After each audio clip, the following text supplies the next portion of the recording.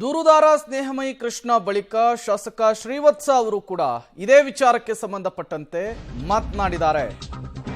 ಆ 140 ಫೈಲುಗಳೇ ಮೂಢ ಭ್ರಷ್ಟಾಚಾರದ ಮೂಲಮ ಅನ್ನುವಂತಹ ಪ್ರಶ್ನೆ. 140 ಫೈಲುಗಳನ್ನ ಕೊಂಡೊಯ್ದ ಆ IAS ಅಧಿಕಾರಿ ಯಾರು? IAS ಅಧಿಕಾರಿ ತೆಗೆದುಕೊಂಡು ಹೋದಂತಹ 140 ಫೈಲು ಯಾವುವು? ಆ IAS ಅಧಿಕಾರಿ ವಿಚಾರಣೆಗೆ ಬಿಜೆಪಿ ಶಾಸಕ ಶ್ರೀವತ್ಸ ಅವರು ಆಗ್ರಹಿಸಿದ್ದಾರೆ. ಈ ಮೂಲಕ ಮೂಢ ಪ್ರಕರಣಕ್ಕೆ ಮತ್ತೊಂದು ತಿರುವು ಸಿಗ್ತಾ ಇರುವಂಥದ್ದು. ಒಂದು ಕಡೆ ದೂರುದಾರ ಸ್ನೇಹಮಯಿ ಕೃಷ್ಣ ಅವರು ಕೂಡ IAS ಅಧಿಕಾರಿಯ ಬಗ್ಗೆಯೂ ಕೂಡ ಉಲ್ಲೇಖಿಸ್ತಾ ಇದ್ದಾರೆ. 140 ಫೈಲುಗಳ ವಿಚಾರವನ್ನು ಪ್ರಸ್ತಾಪಿಸ್ತಿದ್ದಾರೆ. ಶಾಸಕ ಶ್ರೀವತ್ಸ ಅವರು ಕೂಡ ಇದೇ ವಿಚಾರವನ್ನು ಪ್ರಸ್ತಾಪಿಸಿ ಪ್ರಶ್ನೆಯನ್ನ ಮಾಡ್ತಾ ಇದ್ದಾರೆ. ಲೋಕಾಯುಕ್ತದಿಂದ ಸಿಕ್ಕಿರುವಂತಹ ಒಂದು ದಾಖಲೆಯಲ್ಲಿ ಒಂದು ಅಂಶ ಸ್ಪಷ್ಟವಾಗ್ತಾ ಇದೆ. ಒಟ್ಟು 140 ಫೈಲ್ಗಳನ್ನು ರಾತ್ರೋರಾತ್ರಿ ಬಂದು ತೆಗೆದುಕೊಂಡು ಹೋಗಿರುವಂಥದ್ರ ಬಗ್ಗೆ, ಜೊತೆಗೆ ಭೈರತಿ ಸುರೇಶ್ ಅವರು ಕೂಡ ಪ್ರಾಧಿಕಾರಕ್ಕೆ ಬಂದಿರುವಂಥದ್ರ ಬಗ್ಗೆ ಸ್ಪಷ್ಟವಾದಂತಹ ಉಲ್ಲೇಖ ಇದೆ. ಈಗ ಇದ್ರ ಬಗ್ಗೆ ಮಾತನಾಡೋದಕ್ಕೆ ಈ ವಿಚಾರವನ್ನು ಮೊದಲು ಬೆಳಕಿಗೆ ತಂದಂತಹ ಮೈಸೂರಿನ KR ಕ್ಷೇತ್ರದ ಶಾಸಕರಾಗಿರುವಂತಹ ಶ್ರೀವತ್ಸ ಅವರಿಗೂ ನಮ್ಮ ಜೊತೆ ಇದ್ದಾರೆ. ಸರ್, ಪ್ರಮುಖವಾಗಿ ಇವತ್ತೊಂದು ದಾಖಲೆ ಬರ್ತಾ ಇದೆ, ಅಂದರೆ ಲೋಕಾಯುಕ್ತವ್ರ ದಾಖಲೆ, ಅದು ನಮ್ದಲ್ಲ.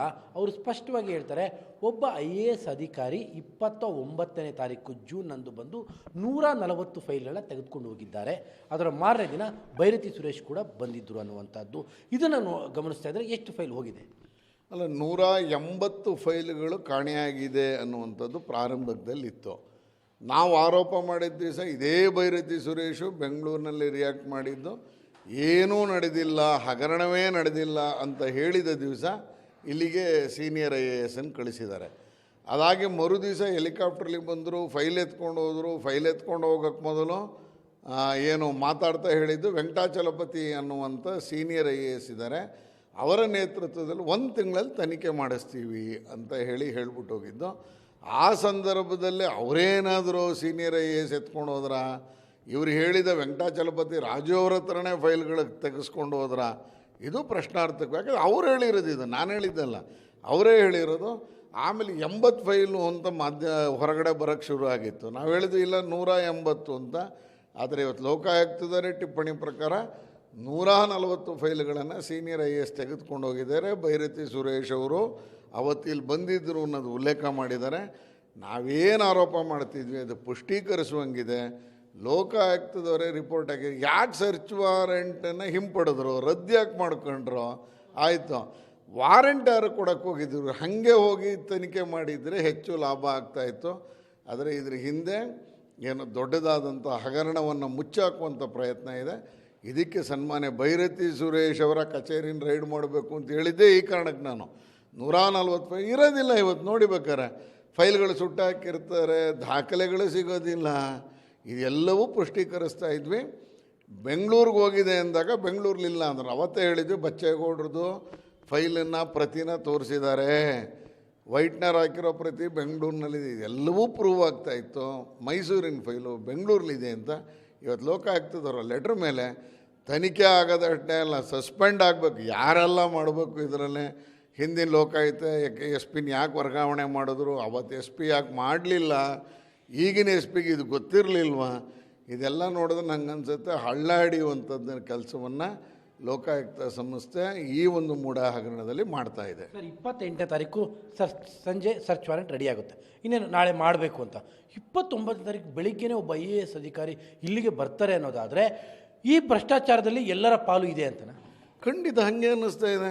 ಹೆಂಗೆ ಗೊತ್ತಾಯ್ತು 28ಕ್ಕೆ ಲೋಕಾಯುಕ್ತ ಸರ್ಚ್ ವಾರೆಂಟ್ ರೆಡಿ ಮಾಡಿದ್ದಾರೆ ಅನ್ನುವಂಥ ಮಾಹಿತಿ ಹೇಗೆ ಬೆಂಗಳೂರಿಗೆ ರವಾನೆ ಆಯಿತು?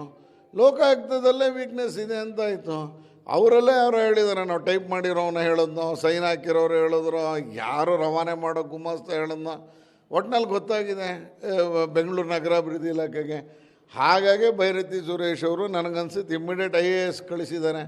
IAS ಬರಬೇಕಾದ್ರೆ ಏನು ಇಲ್ಲಿ ಬಂದಿದ್ದಕ್ಕೆ ನೋಟ್ ಆಗಿದೆಯಾ, ಯಾವ ಫೈಲ್ ತೊಗೊಂಡೋಗಿದ್ದೀವಿ ಅಂತ ಲಾಗ್ ಬುಕ್ಕಲ್ಲಿ ಎಂಟ್ರಿ ಆಗಿದೆಯಾ, ಇವ್ರ ಪುಸ್ತಕದಲ್ಲಿ ಬರೆದಿದ್ದಾರೆ, ಇವೆಲ್ಲವೂ ತನಿಖೆಗೆ ಒಳಪಡುವಂಥ ಅಂಶ. ನ್ಯಾಯಮೂರ್ತಿ ದೇಸಾಯಿ ಆಯೋಗನೂ ತನಿಖೆ ಮಾಡ್ತಿದೆ, ಈ ಕಡೆ ಲೋಕಾಯುಕ್ತನೂ ಮಾಡ್ತಿದೆ. ನನಗನ್ಸುತ್ತೆ ಸೀರಿಯಸ್ ತೊಗೋಬೇಕು. ಲೋಕಾಯುಕ್ತದ ಮೇಲೆ ನಂಬಿಕೆ ಇಲ್ಲ. ಹಾಗಾಗಿ ನಾಳೆ ಹೈಕೋರ್ಟಲ್ಲಿ ಏನು ಬರ್ತಾ ಇದೆ ಇದು ನಮಗೆ ಇನ್ನೊಂದಷ್ಟು ಹೇಳೋಕ್ಕಾಯಿತು. CBIಗೆ ಕೊಡಿ ಅಂತ ಒತ್ತಾಯ ಮಾಡುವಂಥದ್ದು ಏನಾಗ್ತಾಯಿದೆ, ಅದಕ್ಕೊಂದಷ್ಟು ಪುಷ್ಟೀಕರಣ ಆಗಿದೆ. CBIಗೇ ಕೊಡಬೇಕು. ಭೈರತಿ ಸುರೇಶ್ ಅವರ ಕಚೇರಿನೂ ರೈಡ್ ಮಾಡಬೇಕು. ಅಲ್ಲ 29 ತಾರೀಕು ಫೈಲ್ ತಗೊಂಡೋಗಿದ್ದಾರೆ 140 ಅನ್ನೋದಾದರೆ ಇನ್ನೂ ಆ ಫೈಲ್ಗಳು ಉಳಿದಿರ್ತವೆ ಅಂತ ತಮ್ಗೆ ಅನಿಸಿದೆಯಾ? ಇಲ್ಲ, ನನಗೆ ಅದೇ ಅನುಮಾನ. ನಾನು ಪ್ರಾರಂಭದಿಂದನೂ ಹೇಳ್ತಾ ಇದ್ದೀನಿ, ಆ ಫೈಲ್ಗಳು ಯಾವ್ಯಾವುದು ಪ್ರಮುಖ ದಾಖಲೆಗಳು ಬೇಕೋ ಅದೆಲ್ಲ ಸುಟ್ಟು ಹಾಕಿರಬಹುದು, ಹರಿದು ಹಾಕಿರ್ಬೋದು, ಫೈಲೇ ಕಣ್ಮನೆ ಆಗಿರ್ಬೋದು, ಅಥವಾ ಮೂಡಾದಲ್ಲಿ ಅದು ಎಂಟ್ರಿನೂ ಇಲ್ಲದೆ ಇರ್ಬೋದು. ಯಾಕಂದರೆ ಒಬ್ಬ ಸೀನಿಯರ್ IAS ಬಂದಿದ್ದಾರೆ ಅಂತ ಆದಮೇಲೆ ಇಲ್ಲಿ ಅದನ್ನು ಬರ್ಕೊಂಡು ಮಾಡಿ ಇಟ್ಕೊಂಡಿರ್ತಾರೆ ಅಂತ ನನಗೇನು ಅನ್ನಿಸ್ತಾ ಇಲ್ಲ. ನಮ್ಮ ಡಿಪಾರ್ಟ್ಮೆಂಟಿನ ಹಿರಿಯ ಅಧಿಕಾರಿ ಕೇಳಿದ್ದಾರೆ ಅಂತ ಫೈಲ್ ಕೊಟ್ಟು ಕಳಿಸಿರ್ಬೋದು. ಅದೆಲ್ಲವೂ ಕೂಲಂಕುಷವಾಗಿ ತನಿಖೆ ಆಗಬೇಕು. ಯಾವ ನಂಬರು, ಯಾಕೆ ಹೋಯ್ತು, ಬರೀ ಸಿದ್ದರಾಮಯ್ಯನವ್ರಿಗೆ ಸಂಬಂಧಪಟ್ಟಿದ್ದ ಫೈಲ್ಗಳು ಮಾತ್ರ ತೊಗೊಂಡೋದ್ರ, ಭೈರತಿ ಸುರೇಶಿಗೆ ಸಂಬಂಧಪಟ್ಟಿದ್ದು ಯಾವ್ದಾದ್ರು ಇತ್ತ ಅದರೊಳಗೆ, ಅಥವಾ ಇನ್ಯಾರ್ದಾರು ಅಧಿಕಾರಿದೋ ರಾಜಕಾರಣಿಗಳದ್ದು ಇದ್ದು ಅದನ್ನು ಎತ್ಕೊಂಡು ಹೋಗಿದಾರ ಅನ್ನೋದು ತನಿಖೆ ಆಗಬೇಕು. ಆ ಹಿನ್ನೆಲೆಯಲ್ಲಿ ಲೋಕಾಯುಕ್ತ ಪಾರದರ್ಶಕವಾಗಿ ಮಾಡ್ತಾ ಇಲ್ಲ. ಹಾಗಾಗಿ CBIಗೆ ಮತ್ತೊಮ್ಮೆ ಒತ್ತಾಯವನ್ನು ಮಾಡ್ತಾ ಇದ್ದೀವಿ. ಈ ವಿಚಾರದ ಬಗ್ಗೆ ಒಂದು ತನಿಖೆ ಆಗಬೇಕು. 140 ಫೈಲ್. ಹೌದು, 140 ಫೈಲ್. ಈ ಫೈಲ್ಗಳೇ ನನಗನ್ಸುತ್ತೆ ಮೈಸೂರಿನ ಏನು ಮೂಲ ಭ್ರಷ್ಟಾಚಾರದ ಮೂಲದ ಕಡತ ಅಂತ ಅನ್ಕೋತೀನಿ. ಹಾಗಾಗಿ ಅದನ್ನು ಹೊತ್ಕೊಂಡು ಹೋಗಿದ್ದಾರೆ.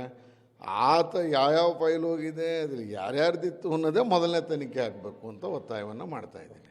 ಇದು ಶಾಸಕ ಶಿವಸ್ ಅವರ ಮಾತು. ಆ 140 ಫೈಲ್ಗಳು ಯಾವ್ಯಾವುದು, ಯಾವ ಉದ್ದೇಶಕ್ಕೋಸ್ಕರವಾಗಿ ಆ 140 ಫೈಲ್ಗಳನ್ನಷ್ಟೇ ತೆಗೆದುಕೊಂಡು ಹೋಗಿದ್ದಾರೆ, ಅದರ ಬಗ್ಗೆ ಮೊದಲು ಒಂದು ತನಿಖೆ ಆಗಬೇಕು ಅನ್ನುವಂಥದ್ದು ಅವರ ಆಗ್ರಹ. ಕ್ಯಾಮ್ರಾ ಪರ್ಸನ್ ಕಾರ್ತಿಕ್ ಜೊತೆ KP Nagaraj, public TV, Mysuru.